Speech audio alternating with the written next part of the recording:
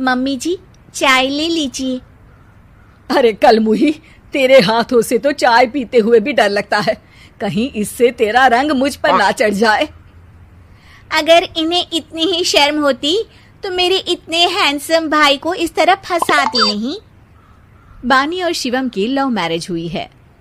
बानी के ससुराल में उसकी ननद और सास हैं, जिन्हें अपने गोरे रंग पर बहुत गुरूर होता है, जिस वजह से वो बानी को सिर्फ उसके सांवले रंग की वजह से नापसंद करती है और हमेशा उसे ताने सुनाती रहती हैं। बानी उनकी सभी जली कटी बातें सुनकर चुपचाप वहां से चली जाती है। तुम माँ और छोटी को कुछ बोलती क्यों नहीं? मम्मी जी बड़ी हैं, हर छुटकी ना समझ, इस तरह उन्हें उल्टा जवाब देना सही नहीं। मेरी जिम्मेदारी उनकी सेवा करना है, जो मैं पूरे दिल से हमेशा करती रहूंगी। ऐसा बोलकर बानी रसोई में जाकर रात के खाने की तैयारी करने लगती है। रात को खाना खाते हुए बानी की सास उसे कहती है, कल मैंने अपनी फ्रेंड्स के साथ किटी पार्टी रखी है, समय से सारा खाना बना देना और अपना मनहूस चेहरा लेकर ज्यादा उनके सामने मत आना, समझी? माँ, बानी आप दोनों की कितनी परवाह करती है, फिर भी आप उससे इतना बुरा व्यवहार क्यों करती हैं? अरे एक तो लव मैरिज करके इस कलमुही को हमारे सर पर लाकर बिठा दिया और अब हम इसे कुछ बोल भी नहीं सकते क्या? भैया तो इनकी तरफदारी करेंगे ही, आखिर इन्होंने पूरी तरह उन्हें अपने वश में जो किया है। जिसे जो करना है करे, बस कल मेरा सारा काम समय पर हो जाना चाहिए। इस पर सब खाना खाकर सोने चले जाते हैं और अगले दिन बानी जल्दी उठकर सास की किटी पार्टी के लिए तैयारियां शुरू कर देती है, जिस पर पार्टी शुरू होने के बाद सास की सहेलियां कहती हैं, अरे वाह री, तेरी बहू ने तो बड़े स्वादिष्ट समोसे बनाए हैं। हाँ भाई, रंग कैसा भी हो, खाना बनाने में बिल्कुल अन्नपूर्णा है। अरे इसकी भी क्या बात करनी, मेरी बेटी से मिलो, इसकी सुंदरता के आगे तो उर्वशी रंभा भी फेल है। उर्वशी रंभा को तो फेल कर देगी, पर क्या अन्नपूर्णा बन पाएगी? अरे इसे काम करने की क्या जरूरत, उसके लिए बानी है तो, और मैं तो इसकी शादी भी किसी नौकर चाकर वाले घर में ही करूंगी। बानी वापस रसोई में चली जाती है और किटी पार्टी चलती रहती है।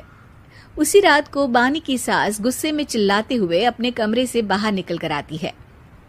हाय रे, चोरी हो गई, मेरे पैसे, पक्का पक्का इस कलमुही की वजह से हुआ है ये सब।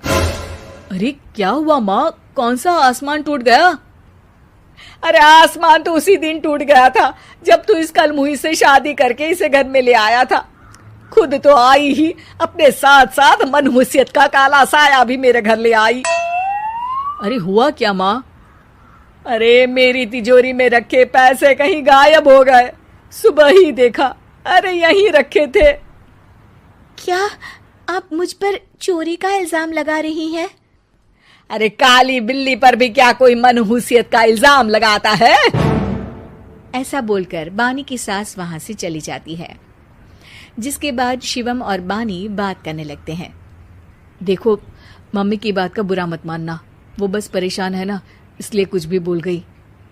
वो परेशान नहीं, मुझसे नफरत की वजह से ऐसा बोलकर गई हैं। उन्हें मैं हमेशा एक आंख नहीं सुहाती। देखो बानी, अगर तुम चाहो तो हम दूसरा घर लेकर वहां शिफ्ट कर सकते हैं। आखिर तुमसे प्यार करके तुम्हें अपनी जिम्मेदारी पर इस घर में लेकर आया हूं, इस तरह टॉर्चर नहीं होने दे सकता। अगर आप साथ हैं तो मुझे किसी चीज की टेंशन नहीं, और आखिर वो हमारी बुजुर्ग हैं, हम उन्हें और छुटकी को इस तरह अकेले छोड़कर कैसे जा सकते हैं? इसके बाद बानी भी अपने कमरे में चली जाती है और अब हर रोज उसकी सास की तिजोरी से पैसे गायब होने लगते हैं। इसी तरह कुछ समय बीत जाता है और वो हर बार हर चीज का इल्जाम बानी पर लगाती है, पर बानी कभी कुछ भी नहीं बोलती। कलमुही नास पीटी, बहू को घर की लक्ष्मी बोलते हैं, ये तो पनौती बनकर आई है, पनौती। एक रात बानी की सास को आधी रात में प्यास लगती है, तो वो पानी पीने रसोई की तरफ जाती है। तभी उसे अपनी बेटी के कमरे में कुछ आवाज सुनाई देती है।